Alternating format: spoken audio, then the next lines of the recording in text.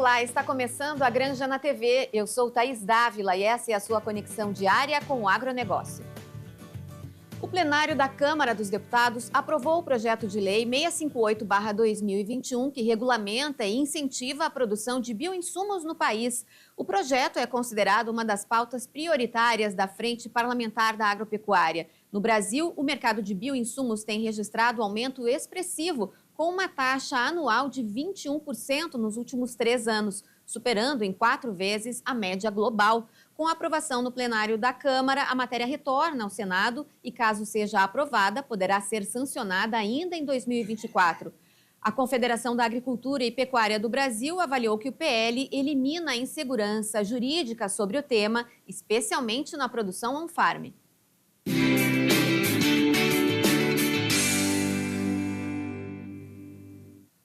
O fluxo rodoviário no Rio Grande do Sul cresceu 2% entre setembro e outubro de 2024. A alta foi impulsionada pelo aumento no tráfego de veículos pesados, que aumentou 3,7%, de acordo com o monitor de tráfego nas rodovias. O fluxo dos veículos pesados está diretamente ligado à atividade econômica, já que são eles que transportam as cargas produzidas no país. Para entender o que esse aumento indica sobre a economia gaúcha, vamos conversar com Bruno Oliva, economista e pesquisador da Fundação Instituto de Pesquisas Econômicas. Tudo bem, Bruno? Tudo bem, Thaís, e com você? Tudo bem. Bom, se comparar esse aumento de setembro e outubro, o aumento em outubro, em relação ao mesmo período de 2023, o aumento foi ainda mais expressivo, de mais de 18%. O que essa medida aí de aumento de fluxo de veículos pesados nas rodovias brasileiras, em especial aqui das rodovias gaúchas, indica sobre a logística no país? Como a gente sabe, o modal de transporte rodoviário ainda é o mais importante em termos quantitativos logísticos aí no país. Então, na medida em que os bens e produtos, né, tanto agrícolas quanto industriais, são feitos, eles precisam chegar no seu consumidor final e a principal forma de acontecer isso é via transporte rodoviário, em particular com veículos pesados. E a gente vem monitorando no Rio Grande do Sul, não só no Rio Grande do Sul, mas também no Rio Grande do Sul, por meio do pedágio, né, que tipo e a quantidade de veículos passam pelos pedágios aí do estado. E o que a gente identificou é, de fato, esse crescimento, que ele acaba representando, em boa medida, um dinamismo econômico aí recente. Pois é, o Rio Grande do Sul foi afetado aí duramente pelas enchentes, né, em maio e junho, e a gente verificou uma paralisação, uma redução na atividade econômica em todo o estado, uma vez que quase todos os municípios foram afetados, inclusive muitas rodovias, né, Bruno? Vocês chegam a ter um detalhamento, assim, desse levantamento, desses números, porque é um crescimento bastante grande em relação ao ano passado, mesmo tendo passado por essa dificuldade aí no meio do ano. Quando a gente considera os dados aí, comparando com a época das enchentes, enfim, do desastre, aí a gente consegue observar uma queda muito grande na época, né? E isso já foi retomado, quer dizer, não significa o fato de ter tido esse aumento recente com relação ao ano passado, nesses últimos meses, não significa que não houve prejuízos para a economia, obviamente, né? Não houve prejuízo para a economia do Rio Grande do Sul, porque os prejuízos foram muito grandes, e o indicador capta isso. Se a gente olhar o fluxo de rodovias na época das enchentes, ele caiu de forma muito significativa, naturalmente. E quando a gente compara, né, os últimos 12 meses, nos quais incluem os meses da catástrofe, em comparação com os meses anteriores, o resultado é negativo, ou seja, quando se compara esse período todo que inclui os meses da catástrofe, a gente teve uma queda nos veículos, né, pesados que passam nas estradas em relação ao período anterior. E o tráfego de leves também teve alguma mudança significativa nesse período, Bruno? Assim, que você tenha de cabeça algo muito marcante? Na verdade, o tráfego de leves também acompanha em alguma medida a dinâmica econômica. Então, a gente viu aí nos últimos meses um resultado também positivo. Não só no Rio Grande do Sul, mas também acontece em São Paulo, por exemplo. Bom, a gente abordou aqui no programa recentemente a questão das hidrovias, né, que precisam de manutenção tanto quanto as rodovias, para que possam ter um crescimento aí nesse transporte de produtos, especialmente do agronegócio. Você entende, como pesquisador aí da FIP, que uma melhora em outros modais vai alterar significativamente aí o transporte de pesados nas rodovias brasileiras? É claro, tem esse potencial, né? Mas ele ainda não se verifica quantitativamente ainda muito relevante, né? Então, está havendo em alguns estados, em alguns lugares, investimentos nessa área, mas certamente ainda não é o suficiente para substituir de forma muito significativa o que é transportado via rodoviária. Mas, claro, que esse cenário pode mudar aí com os investimentos que estão sendo planejados. E de qualquer forma, né, Bruno, tem toda uma questão do transporte da fazenda, digamos, ou da indústria para os portos ou para os, né, enfim, para os portos especialmente, ou para as ferrovias, no caso, porque também há uma tentativa de investimento nessa área aqui na região sul também. O transporte rodoviário vai continuar sendo importante no agro brasileiro por muito tempo. Por muito tempo, né? Como você disse, além do transporte que a gente pode chamar de direto, por exemplo, do porto até o consumidor final, a distribuição final, ainda existem os elementos multimodais, né? Por exemplo, como você disse, Thaís, se vai de um porto até uma ferrovia, em muitos casos precisa passar por um trecho rodoviário e isso ainda vai ser relevante no curto prazo. Como é que funciona, agora falando um pouquinho sobre esse trabalho do monitoramento do fluxo, né? Como é que funciona o trabalho realizado pela FIP em parceria com a empresa Veloy? Queria entender um pouquinho essa dinâmica e como é possível trazer um diagnóstico aí tão preciso em relação ao fluxo mensal, né, nas rodovias brasileiras. A Veloy, ela tem um tag, né, que passa, na medida que os veículos passam pelos pedágios, isso fica registrado.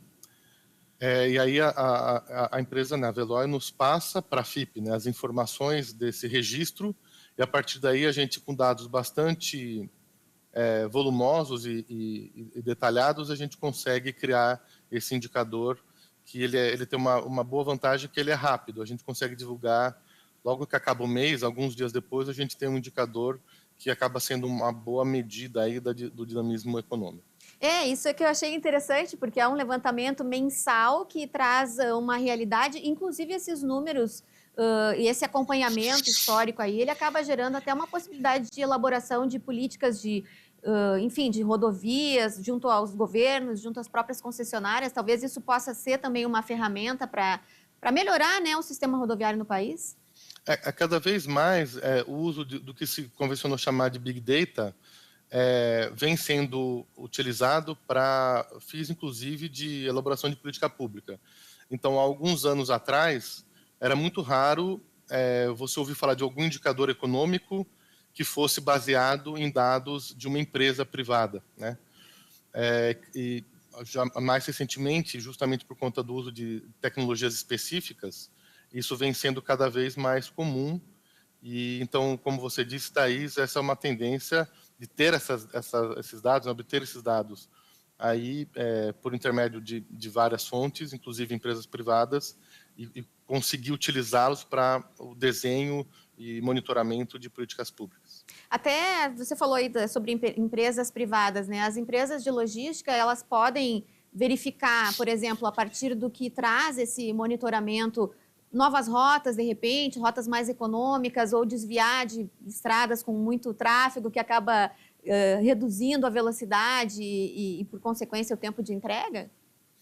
Então, certamente. Tem, inclusive, aplicativos, né, que permitem, de forma quase ao vivo, online, identificar onde tem trânsito, né, e permitindo aí uma otimização de rota. Então, várias informações cada vez mais estão sendo utilizadas para otimizar, aí no caso da nossa conversa, o serviço logístico.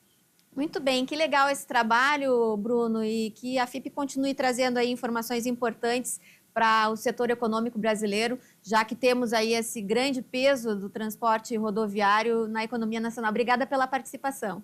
Obrigado pela oportunidade, a você e a todos os telespectadores. Até a próxima. Até a próxima. A Granja na TV faz um rápido intervalo, em seguidinha a gente volta com Mundo Agro e Direito no Campo. Até já!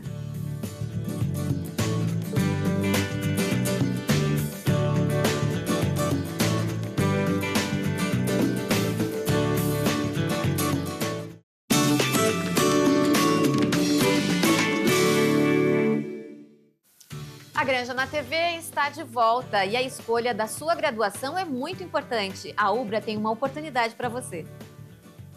Na Ubra você tem futuro com raízes sólidas. O vestibular 2025 tá on. São mais de 30 opções de cursos presenciais, híbridos e EAD para você estudar com flexibilidade. E por falar nisso, sabia que você pode ingressar no curso dos seus sonhos por vestibular, nota do Enem, transferência ou segunda graduação?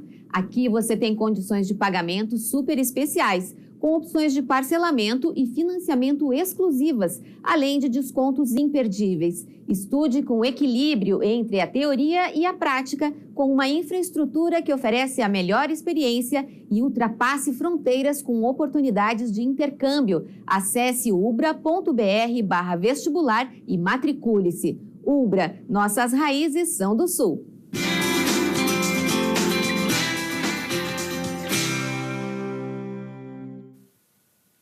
Foi aprovado na Câmara dos Deputados e ontem no Senado o projeto de lei que concede desconto aos produtores rurais para quitarem ou renegociarem dívidas se tiverem sofrido perdas em decorrência das enchentes de abril e maio deste ano no Rio Grande do Sul. Serão contemplados aqueles que perderam 30% ou mais em renda em atividades agropecuárias. A proposta segue agora para a sanção presidencial. Vamos entender se a medida atende às demandas dos produtores, conversando com o nosso amigo e advogado especialista no agronegócio, Francisco Torma. Tudo bem, Torma? Tudo bem, Thaís.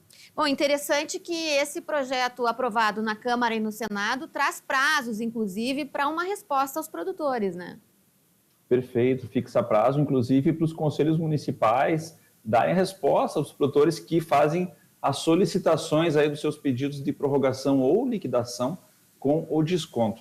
Agora, é importante contextualizar para o produtor que está nos acompanhando o que significa esse novo projeto de lei que foi aprovado na Câmara dos Deputados e com muita urgência foi aprovado no Senado e agora só depende da sanção do presidente da República. O que é esse projeto de lei no meio desse caos normativo que nós estamos vivendo desde julho, ou melhor, até um pouco antes, assim, desde as enchentes de maio lá? Bom, foi mais ou menos em meados de julho, que saiu a primeira ferramenta para solucionar o problema do endividamento do produtor que ficou por conta das enchentes. Então, o que acontece?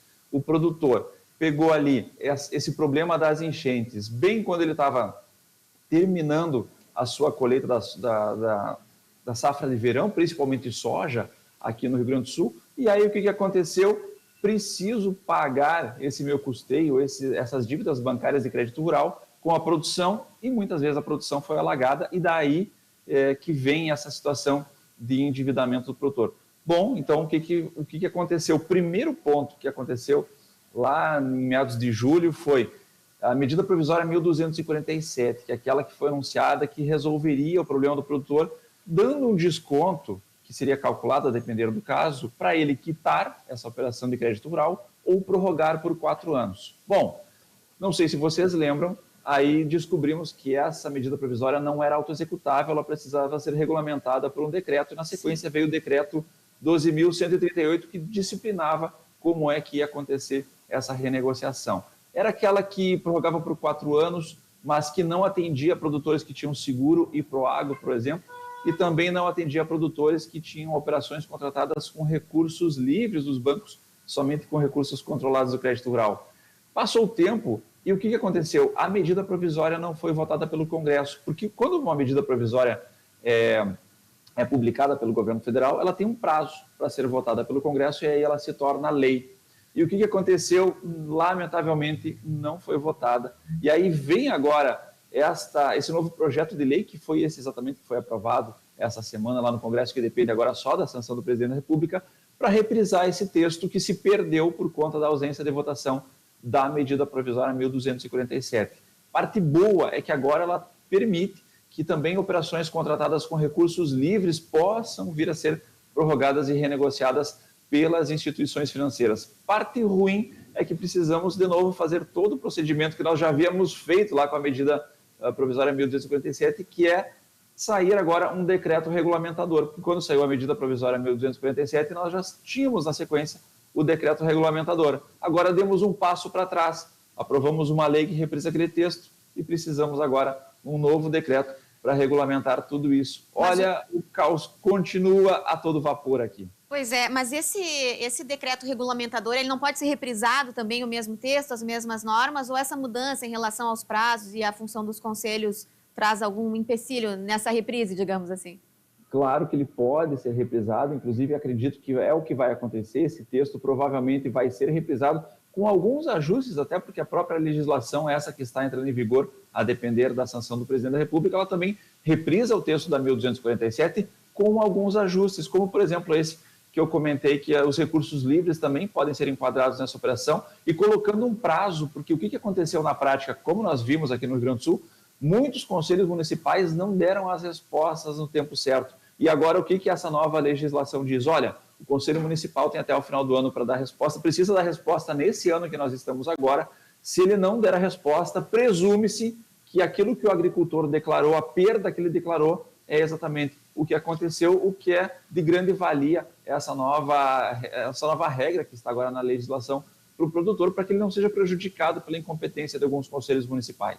Sim, porque essa demora na aprovação pelo conselho, ela acaba refletindo na aprovação do pedido do produtor, né? Então, se chegar dezembro e não tiver, automaticamente ele já está dentro dessa renegociação. Perfeito. Presume-se que aquilo que ele declarou é exatamente o que aconteceu. A perda que ele declarou foi efetivamente experimentada. E agora, o prazo para a sanção presidencial e esse decreto regulamentador, se espera que tenha tanta urgência quanto teve agora a aprovação desse projeto, Torma, uma vez que é um assunto que já é de conhecimento do governo, assim como era do Congresso? Tudo indica que deve andar rápido, inclusive porque o pessoal do SOS Agro está em Brasília fazendo essa pressão, e foi muito interessante, no sentido de que ele foi aprovado num dia na Câmara dos Deputados, no outro dia já foi aprovado no Senado. Isso indica que a pressão dos agricultores gaúchos está funcionando. Agora, claro, não temos um prazo oficial para a manifestação, mas tudo depende da Presidência da República, tanto para sancionar essa legislação, para que ela entre em vigor, seja efetivamente uma lei, como para expedir aí esse decreto regulamentador, que vai ser necessário. Basta reprisar lá o texto do 1238 e está tudo certo. Tá certo. Uma boa notícia, então, finalmente, aí para os produtores, apesar desse caos normativo, né, Torma? Apesar da demora na solução dos problemas, estamos em novembro e o caos normativo continua. Vamos em frente. Até semana que vem. Obrigada pela participação. Valeu, tchau, tchau. Tchau.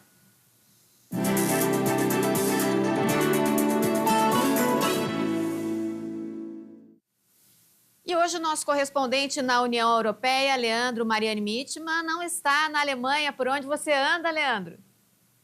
Thaís, hoje estou um pouquinho mais longe do que eu normalmente fico aí da Alemanha, do Brasil. Estou mais ao norte, eu estou na Dinamarca. Ainda tem mais Europa para cima, ainda tem Suécia, tem Finlândia, tem Noruega, e ainda tem lá para cima mais a Groenlândia. Eu estou aqui na maior feira do norte da Europa, na cidade de Erling, a Agromec. Já está na 43ª edição, ela é bienal, e recebe assim, uma série de marcas da indústria do norte da Europa. Esse ano estão aqui presentes mais de 550 marcas expondo. São esperados visitantes de 74 nacionalidades, tem 18 delegações, e elas vêm aqui conhecer tudo que existe assim, de mais moderno, de mais atual para a agricultura e, sobretudo, pecuária do norte aqui, digamos assim, do ambiente de produção agropecuária aqui da Dinamarca e também dos países vizinhos, né? É uma feira muito bem organizada. Aqui está 10 graus lá fora, mas eu estou dentro de um dos 14 pavilhões, por isso que eu estou assim, aqui dentro normalmente climatizado, porque senão seria muito complicado. Tem máquinas lá fora, tratores lá fora. E essa feira aqui, ela é muito, como eu disse, ela é muito tradicional, ela reúne o que há de ponta aqui. Eles têm uma premiação aqui muito desejada, muito concorrida, muito festejada. A gente teve agora no anúncio dos vencedores, é possível ver as imagens aí, e antes dos anúncios dos vencedores, os jornalistas estiveram visitando algumas dessas marcas, dessas empresas vencedoras, dos seus produtos vencedores. Me chamou a atenção a preocupações assim com o meio ambiente, alguma coisa relacionada à sustentabilidde de animais, para fazer a mensuração da emissão de carbono. Me chamou muita atenção também uma espécie de robozinho que faz a limpeza de estábulos. A gente sabe que a Europa tem uma dificuldade de mão de obra, de atrair mão de obra, sobretudo do agro, atrair mão de obra. A gente sabe que no gado leiteiro não há expediente, não há um horário definido de bater cartão, ir embora, voltar 2 dias depois, não. Então, eu gostei muito de conhecer, digamos assim, uma espécie de robozinho, assim, é um carrinho que faz a limpeza.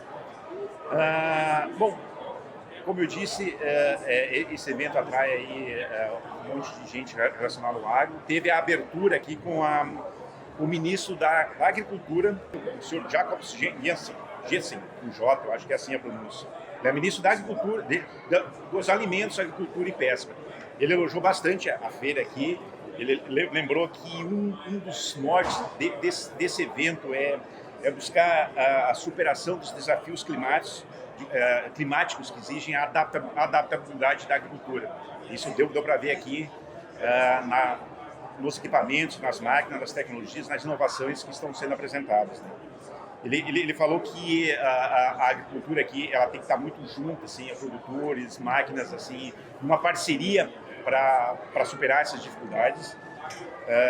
A gente sabe que até não houve menção a isso, mas que o custo de produção dos agricultores europeus cresceu em razão da pandemia, em razão da guerra da Ucrânia e tal. O que mais que o nosso ministro falou aqui? Ele, como eu disse, ele destacou muito a questão da responsabilidade com os cuidados com a água, o meio ambiente e o clima. Eles também vivem aqui uma situação que o mundo está vivendo aí, dessa questão de adaptações climáticas.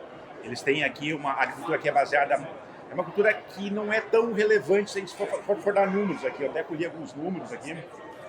A agricultura da Dinamarca, aí, ela ocupa uma área aí de 2,7 milhões de hectares. Só para ter uma ideia, o Rio Grande do Sul planta em soja praticamente 7 milhões, 6 milhões e meio, 6 milhões e 800 mil hectares, 6,7 milhões, assim. E aqui, toda a cultura, ela emprega 2 milhões e 700 mil hectares, mas dá 61% da superfície do país.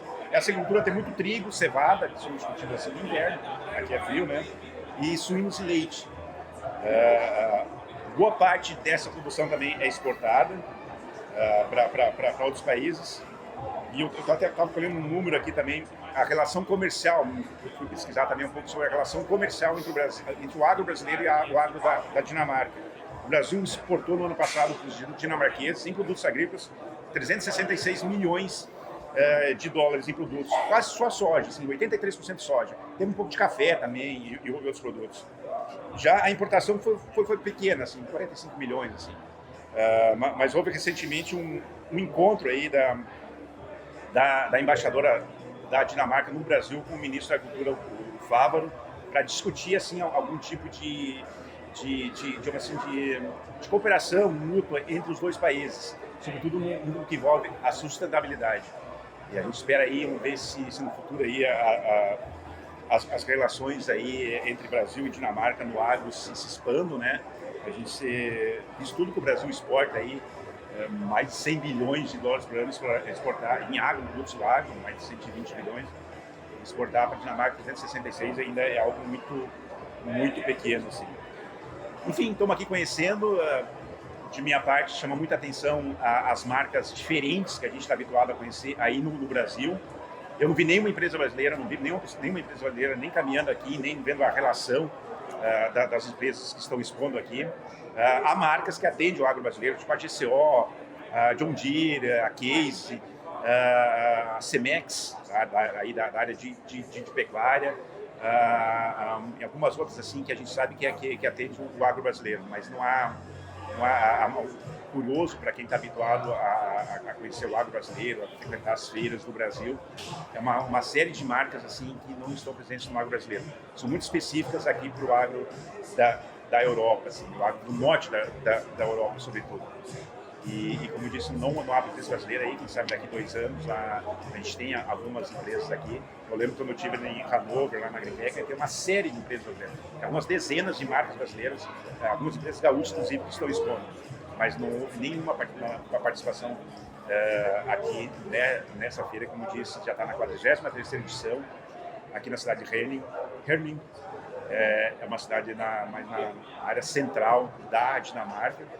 Uma cidade muito agradável, pequena, um pouco mais de 50 mil habitantes, e promove essa feira aqui, que é tida como a maior feira do norte do continente europeu.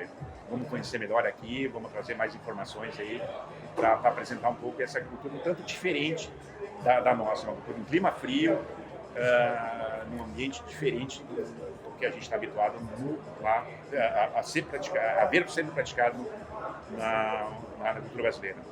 Agromec aqui na Dinamarca. Até mais. Muito bem, Leandro. Até a semana que vem. E a Granja na TV de hoje fica por aqui. A gente se encontra de novo amanhã. Até lá.